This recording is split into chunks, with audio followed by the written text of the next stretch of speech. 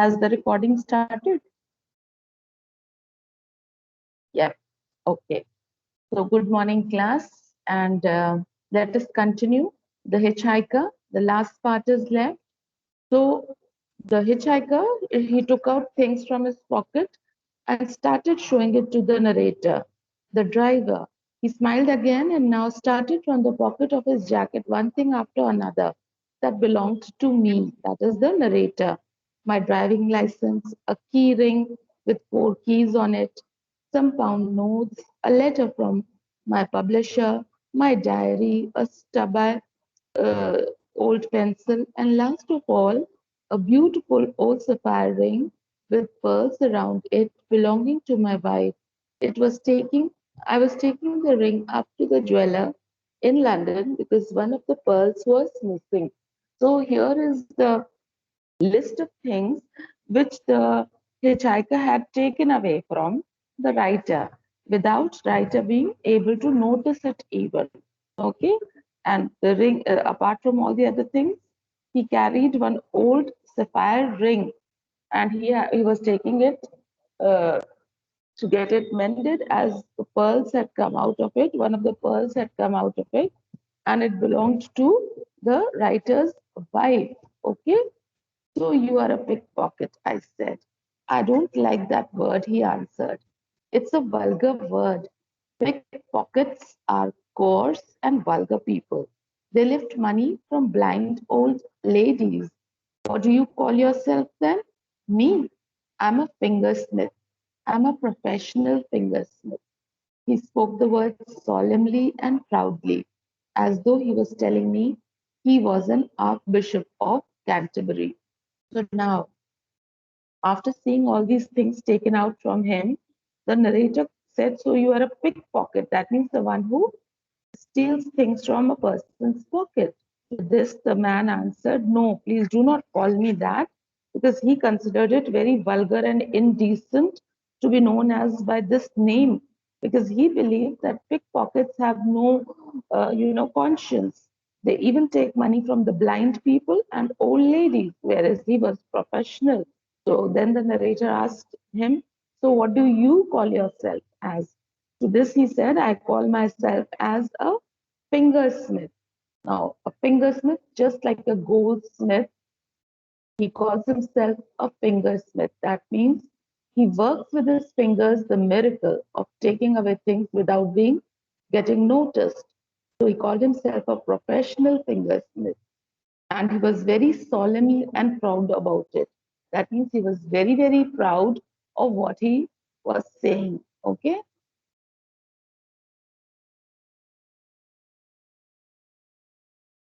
I have a class. Okay.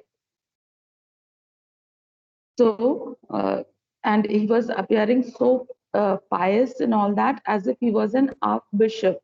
That means a post of a priest. He was so solemnly following the rules as if he was a priest of Canterbury. I've never heard that word before, I said. Did you invent it? Of course, I didn't invent it, he replied. It's the name given to them who's risen to the very top of the profession. You have earned of a goldsmith and you've heard of a goldsmith and a silversmith, for instance. They are experts with gold and silver. I'm an expert with my fingers, so I'm a fingersmith. So now he gave a reason to this. When the narrator asked, there's no such word. Have you invented the word fingersmith? To this he said, no, no, I have not invented. It is when you rise up in your profession, when you do the things with expertise, it is then you are named so. So then he quoted one example. He said, have you heard of goldsmith? Have you heard of silversmith? Now, these are the people who are expert in working on gold and silver. So I call myself fingersmith because I am expert in using my fingers and do the best job out of them. And that's why you go to the races. Race meetings are good, he said. You just stand around after the race watching for the lucky ones to queue up and draw their money. And when you see someone collecting a big bundle of notes, you simply follows after him and helps yourself But don't get me wrong, I never take nothing from a loser, nor from poor people neither. So now he's telling, when the narrator asked him, so why do you go to the races then? So this he said, racing is a good place where people cluster in together, where they meet. So that's a chance. And he keeps an eye on the people. And whoever has won the race and is carrying a lot of bundle of money, he only picks up the money from them. He helps himself by picking up the money from them. And he never steals money. He told that he never steals money from the losers or from the poor people. So he's very, systematic and follower of a rule when it comes to picking up the money. That's very thoughtful of you, I said. How often do you get caught? Caught? He cried, disgusted. Me get caught? It's only pickpockets get caught. Fingersmiths never.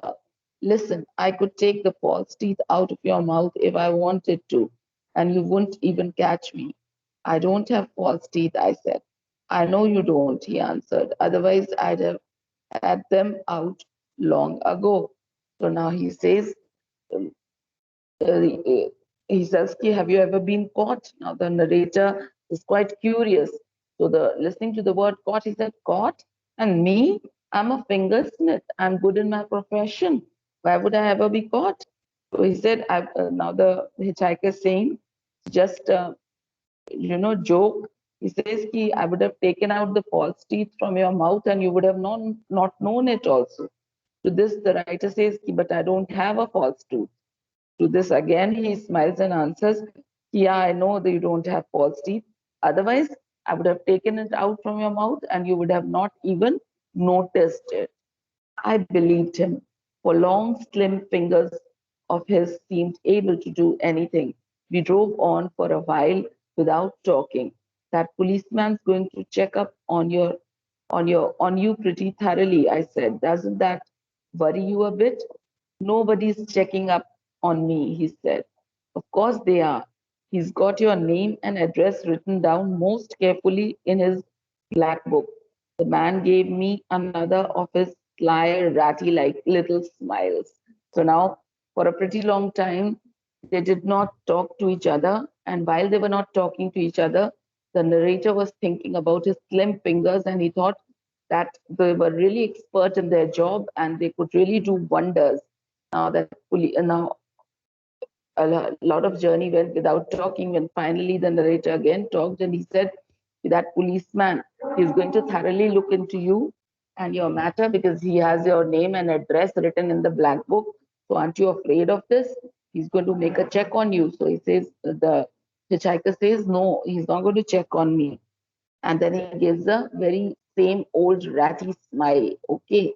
Ah, he said, so he as, but I'll bet he got it all written down in his memory as well. I've never known a copper yet with a decent memory.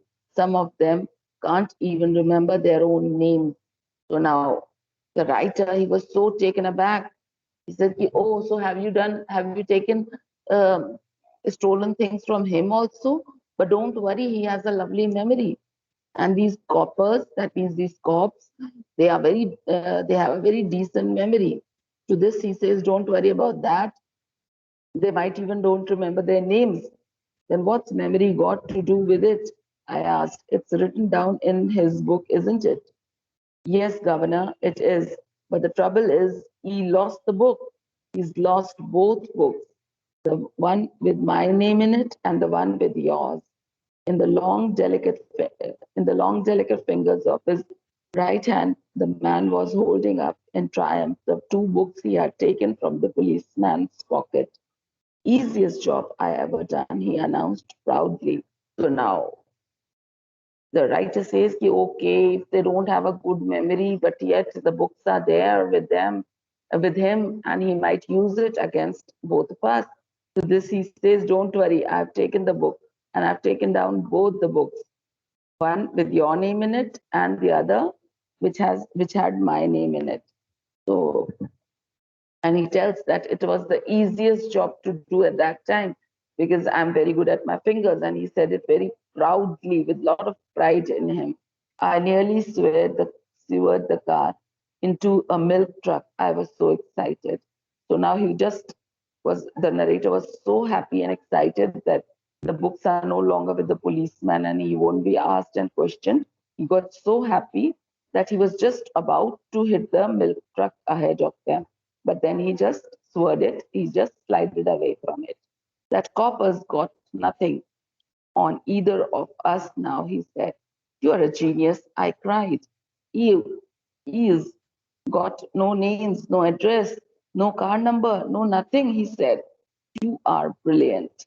I think you'd better pull off this main road as soon as possible, he said.